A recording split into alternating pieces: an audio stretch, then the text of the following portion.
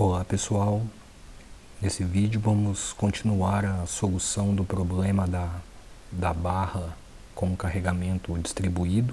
Vamos agora desenvolver um modelo de elementos finitos com 4 elementos do tipo barra e depois comparar aí os campos de deslocamento e tensão obtidos pelos modelos de elementos finitos com a solução exata. Deixei aqui preparado o modelo proposto, composto pelos 4 elementos, 5 nós. Nesse modelo aqui é considerado os nós igualmente espaçados, okay? Isso não é um requisito, mas aqui foi adotado assim, tal que cada elemento tem o mesmo comprimento. Aqui também temos a matriz de incidências, a tabela de propriedades e as coordenadas nodais para esse modelo proposto. Então, como o modelo apresenta 5 nós, 1 grau de liberdade por nó, nós sabemos que o nosso sistema global, na forma F igual a Ku dos nós, apresenta as seguintes dimensões.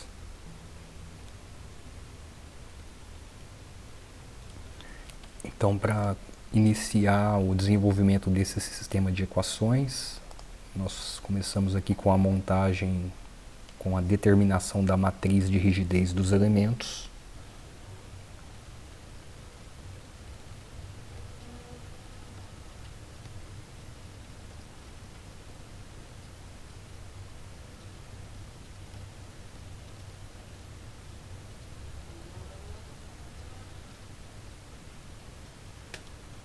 Nós conhecemos a expressão da matriz de rigidez do elemento barra linear.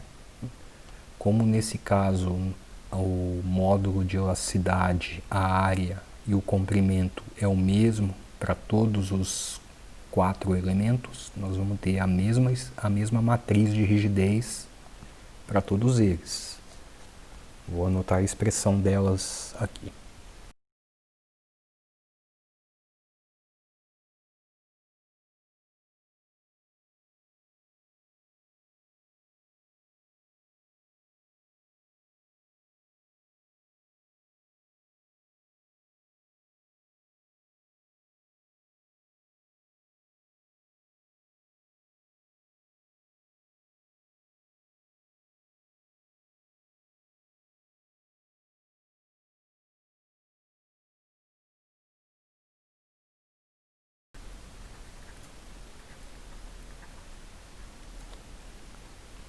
Então aqui nós temos as matrizes de cada um dos elementos,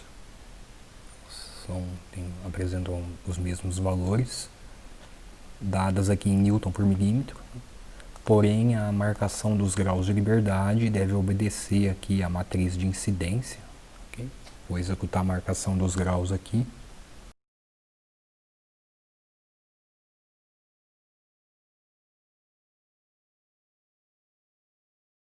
E a partir desta marcação nós podemos agora executar a montagem da matriz de rigidez global.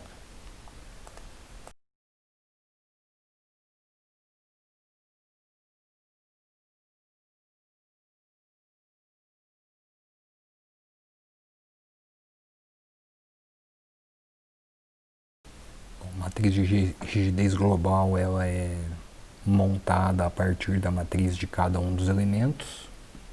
A gente inicia ela com zeros e preenche as componentes conforme a marcação dos graus de liberdade. Aqui eu já vou escrever a expressão final da matriz de rigidez global.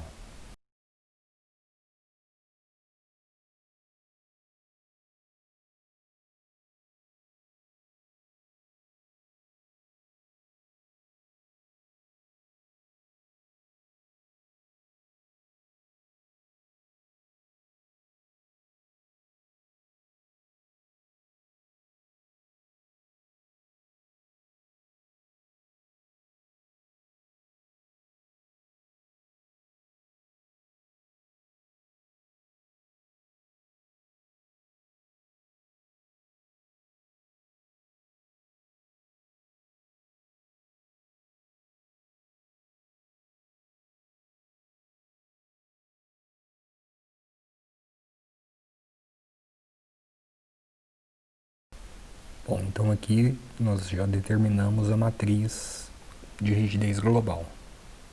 O próximo passo é a determinação do vetor de forças.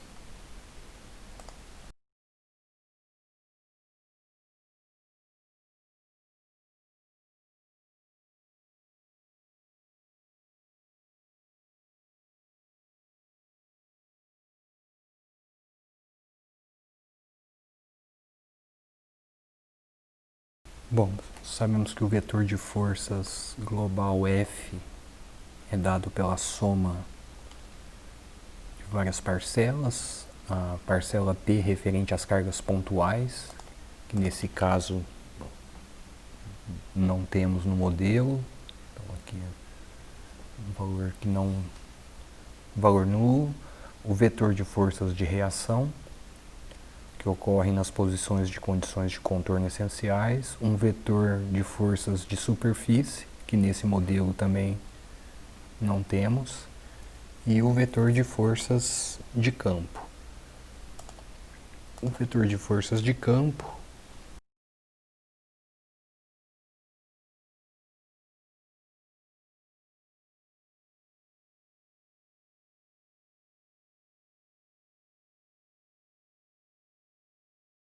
o vetor de forças de campo, ele é dado como uma operação de montagem pelo operador A, o mesmo operador utilizado aqui na matriz de rigidez global. Esse operador trabalha em cima de cada um dos vetores de campo dos elementos. Nesse caso, como nós temos a mesma carga distribuída sobre todos os elementos e a mesma área e comprimento, esses vetores serão iguais. E nós sabemos que para o caso de uma força distribuída constante, o vetor de forças de campo de um elemento tem a seguinte expressão.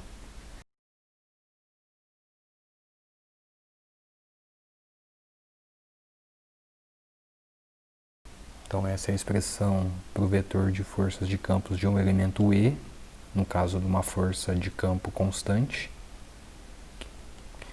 E para cada um dos 4 elementos nós vamos ter os seguintes valores.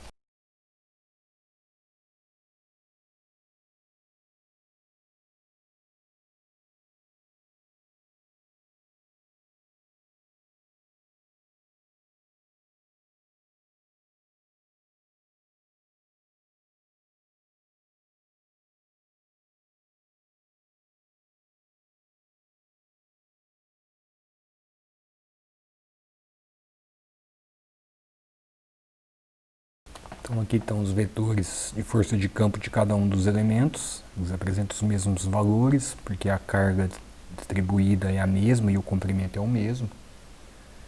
E aqui vou deixar feita a marcação dos graus de liberdade.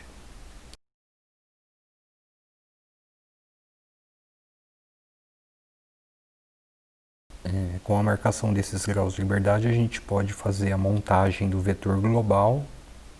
Podemos inicializar ele com 0, sabemos a dimensão dele, tem uma dimensão de 5 por 1. Então, podemos inicializar ele com 0 e preencher as posições conforme a marcação dos graus de liberdade de cada elemento. Tal que o vetor de forças de campo global nesse caso vai ser o seguinte.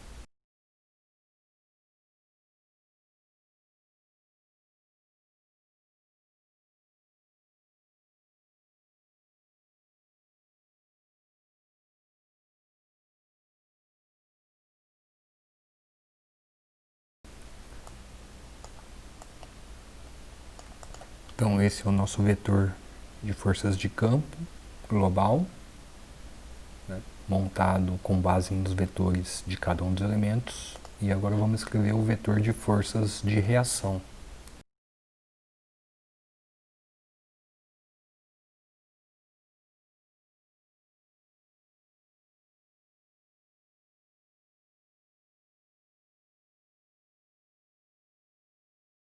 O vetor de forças de reação apresenta valores nas posições de condição de contorno essencial, nesse exemplo, posições 1 e 5.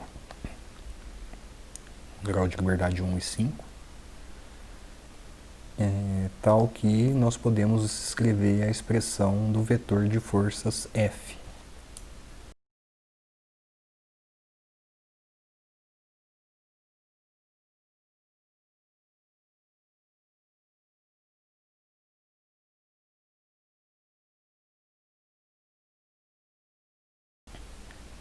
Então, aqui está a expressão do nosso vetor de forças global, nesse caso aqui composto pela parcela das forças de reação e das forças de campo.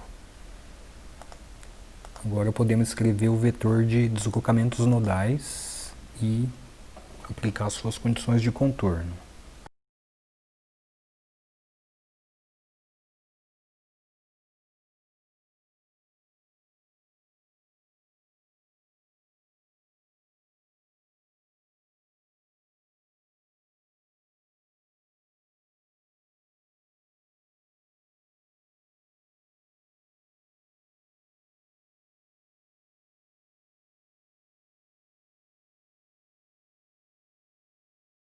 Então, aqui nós temos o vetor de deslocamentos nodais, já considerando as condições de contorno, o 1 igual a 0 e o 5 igual a 0, tal que assim nós podemos escrever o nosso sistema global de equações, dado por F igual a K vezes U dos nós.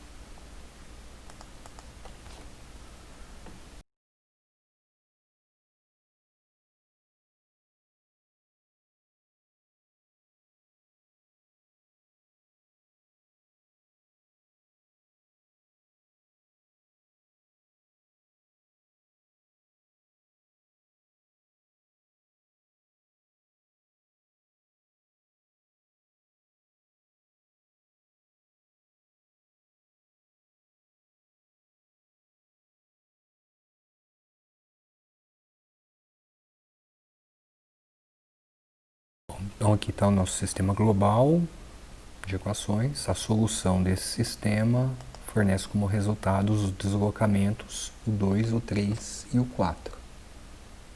Realizando a solução, nós vamos obter os seguintes valores.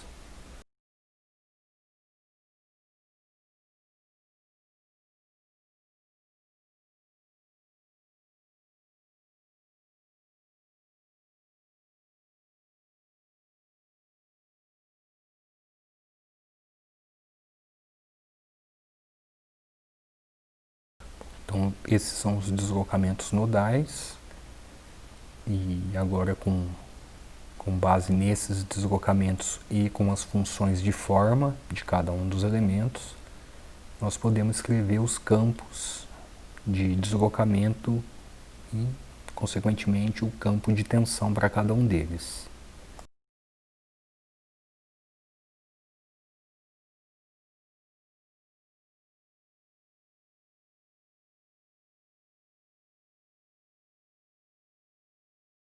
Bom, então esse é o campo de deslocamento de um elemento E, dado pela multiplicação das matrizes de função de forma, pela multiplicação da matriz de função de forma e do vetor de deslocamentos nodais do elemento E. Nós sabemos que a expressão, as componentes da matriz de função de forma é dado pelas seguintes equações. Aqui nós temos as componentes Ni e Nj do elemento E que compõem a matriz de funções de forma. Essas componentes são dadas pelas posições das coordenadas nodais do nó I e do nó J, que compõem o elemento E, que são dados lá na matriz de incidência, e suas coordenadas na tabela de coordenadas, tal que, determinando a matriz de função de forma de cada um dos elementos e multiplicando pelos deslocamentos nodais do respectivo elemento, nós vamos obter os seguintes campos para cada um deles.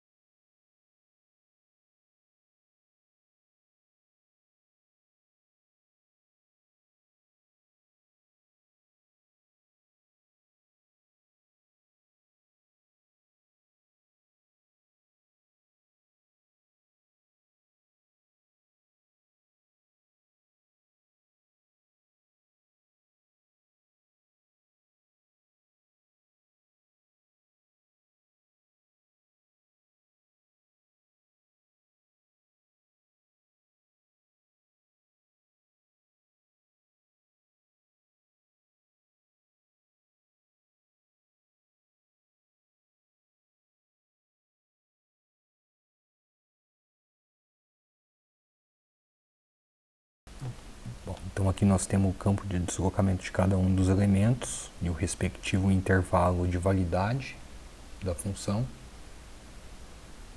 E agora resta escrever o campo de tensão.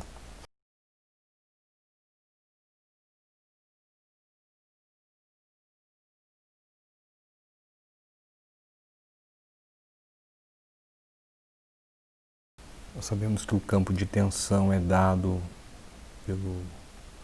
de cada elemento é dado pelo módulo de elasticidade, vezes a matriz deformação e deslocamento, vezes os deslocamentos nodais do elemento E. A matriz deformação e deslocamento, matriz B, é dada pela derivada da matriz de funções de forma. Então, que executando as contas aqui, substituindo os valores, nós vamos ter os seguintes campos de tensão.